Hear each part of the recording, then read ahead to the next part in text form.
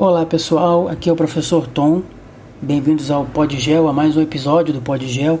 E hoje a gente vai falar sobre o espaço industrial, o processo industrial no mundo, e a gente vai começar falando sobre a primeira revolução industrial. No episódio de hoje a gente vai falar basicamente esse primeiro momento da industrialização no mundo.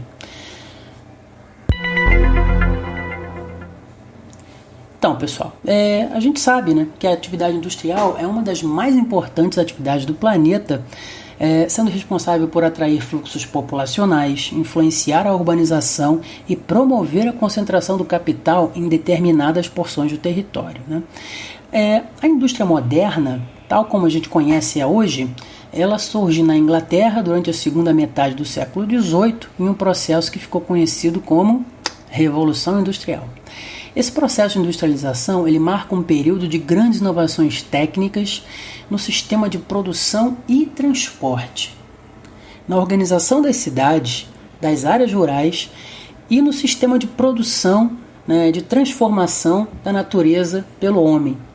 Até então, que dominava era efetivamente o artesanato, e mais tarde a manufatura, que eram as formas que o homem tinha de desenvolver seus objetos. A industrialização ela tem como um dos seus principais pressupostos o aumento da produção, uma vez que a introdução da máquina no processo produtivo permite a produção de mercadorias em larga escala e em série. Então, a grande vantagem da industrialização foi o aumento da produção em um curto espaço de tempo e aumento do lucro. Reduz o tempo, aumenta a produção, você tem mais lucro. As relações de trabalho assalariadas, elas se disseminam aí durante a Revolução Industrial, durante a primeira Revolução Industrial. O lucro estava fundamentado justamente na exploração da mão de obra, que sujeitava a longa jornada de trabalho em trocas de baixos salários, o que a gente sabe que não tem tanta diferença de hoje em dia. Nessa época, também se intensifica a divisão social do trabalho, uma vez que foi com a industrialização que cada trabalhador ou grupo de trabalhadores se especializa em uma determinada tarefa, ou aperta parafuso, ou separa peças, ou faz outros tipos de atividades específicas. Essa especialização trouxe algumas vantagens aos capitalistas, que além de possuírem a propriedade privada dos meios de produção, nos instrumentos utilizados para produzir alguma coisa, como uma ferramenta, terra, uma máquina, aumentam a produtividade das suas fábricas e veem seus trabalhadores perdendo o controle sobre o seu próprio trabalho. De que maneira? Ao realizarem apenas uma tarefa simples e repetitiva, o trabalhador sequer precisava saber o que ele estava produzindo. Ele não tinha noção do todo, ele ficava preso naquela fase, naquele momento da produção. Então, de acordo com essas características econômicas e sociais, assim como a própria organização das unidades fabris, a nossa geografia ela costuma dividir o processo conhecido como Revolução Industrial em 3 etapas: a primeira, a segunda e a terceira. A gente hoje, nesse episódio, vai ficar na primeira. Então, como eu já falei, só para reforçar, a Inglaterra foi palco da primeira Revolução Industrial, que ocorre entre meados do século XVIII e meados do século XIX. Alguns fatores ajudaram a fazer com que isso acontecesse nesse lugar específico. Primeiro, a aplicação de uma política econômica liberal pelos ingleses desde meados do século XVIII fez com que a indústria e o comércio tivessem aí uma livre negociação, um livre comércio efetivo, o que fez com que isso gerasse um enorme progresso tecnológico e um grande aumento da produtividade em um curto espaço de tempo. Um outro fator importante também é que a Inglaterra firmou diversos acordos comerciais bem vantajosos para ela com outros países, por exemplo, Portugal. Especificamente com Portugal, conseguiu taxas preferenciais para os seus produtos no mercado português, ou seja, vendia os seus produtos lá em Portugal por valores bastante atrativos para a Inglaterra. Um outro fator também importante foi que a Grã-Bretanha, né, a Inglaterra, ela possuía, né, as grandes reservas de ferro e carvão mineral no seu subsolo, que foram as principais matérias-primas utilizadas nesse período. Com as vagas nas fábricas, os trabalhadores acabaram dirigindo-se para os centros urbanos em busca de trabalho. E aí a gente tem, né, a mudança do padrão, né, de ocupação do território, né? A gente muda lá, a situação muda. Ao invés de concentrar a maior parte da população na área rural, no campo, né, começa-se a concentrar a maior parte da população nas cidades, por conta da necessidade de mão de obra que as cidades começavam a demandar por causa das fábricas que estavam sendo construídas.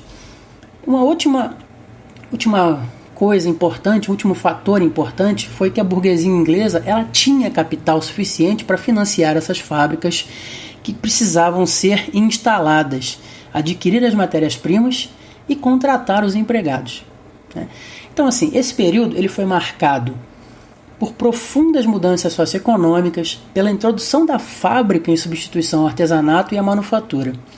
Nessa época, as máquinas passaram a determinar o ritmo da produção e do próprio trabalhador, né? As máquinas a vapor, movidas a carvão, substituíam a força humana e a tração animal. Tá? Nesse início de revolução industrial, os operários eles viviam em péssimas condições de vida e trabalho. O ambiente nas fábricas era bem ruim, né? Chegava a ser insalubre, né? Assim como os lugares onde essas pessoas viviam, né? Nas periferias dessas fábricas, né? Nas periferias das cidades. A jornada de trabalho ela podia chegar até 80 horas semanais, o que dava aí uma média de 16 horas, até 16 horas por dia. Ou seja, a pessoa realmente trabalhava e dormia, né? Mal comia, né? E uma coisa importante também é que as mulheres e as crianças também poderiam trabalhar nas linhas de produção, né? Ganhando às vezes menos do que os homens, tá? Salários baixos para toda a família, mas ainda assim isso gera um boom populacional nesse momento, porque quanto maiores as famílias, maiores seriam as possibilidades de renda para essas famílias, já que criança também podia trabalhar. Foram criadas novas técnicas de extração de recursos minerais, especialmente ferro e carvão, né, além de diversas descobertas no campo da siderurgia e da indústria química, né. Mesmo assim, né, a indústria têxtil, que é a de produção de tecidos, né, e roupas, no caso, ela ainda era fundamental nesse período de transformação do processo produtivo, né. Logo após essa industrialização, né, a Inglaterra, que concentrava suas exportações de tecido apenas para suas colônias, ela aumenta a sua produção e passa a exportar para países mais distantes também. Importante frisar o seguinte: não foi só a Inglaterra que promoveu a sua revolução industrial. Após a Inglaterra, países como França, Bélgica, Holanda também, né, se industrializaram. E fora da Europa, países como o Japão e os Estados Unidos também deram os seus pontapés iniciais com relação à industrialização. Brasil é um caso à parte que a gente vai ver mais para frente, né? Então, assim, a produção em grandes unidades fabris e a exploração de mão de obra criaram condições necessárias para o barateamento dos preços e a expansão do mercado inglês.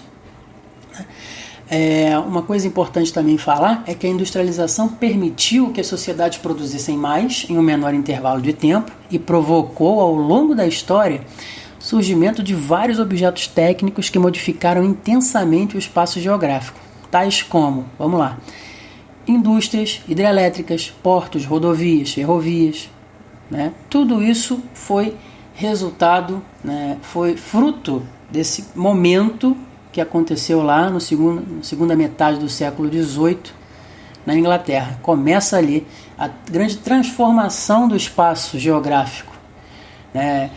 Nas cidades, né, as pessoas mais pobres elas se aglomeravam em subúrbios de casas velhas, desconfortáveis, com condições horríveis de higiene e salubridade. Conviviam com a falta de água encanada, com ratos, esgoto formando riachos nas ruas esburacadas.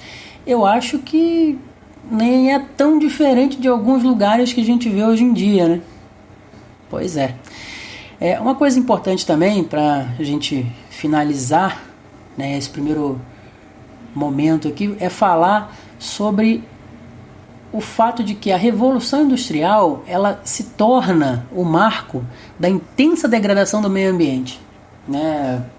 Começa ali em meados do século XVIII, né, a grande quantidade de gás carbônico que começa a ser lançada para a atmosfera terrestre, além do que já existe no ambiente.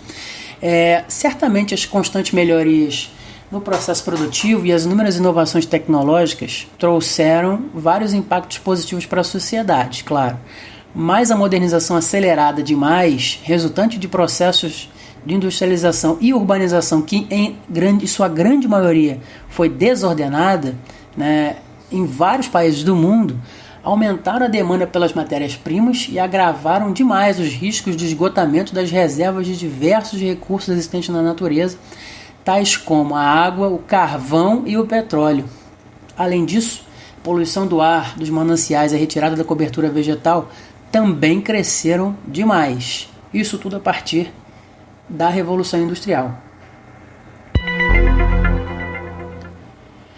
Então, pessoal, hoje a gente fica por aqui. Espero que tenha dado para vocês, né, conseguirem aí ter um panorama do que foi aí esse primeiro momento da Revolução Industrial, o primeiro momento da industrialização no mundo. E a gente volta no próximo episódio com a segunda Revolução Industrial, tá? Para a gente continuar esse processo. E a partir de agora a gente vai buscar fazer esses episódios mais encadeados. Tá? Inicialmente a gente estava fazendo mais soltos, mas agora a gente vai fazer mais encadeados, ok? Então, até a próxima e abraço a todos.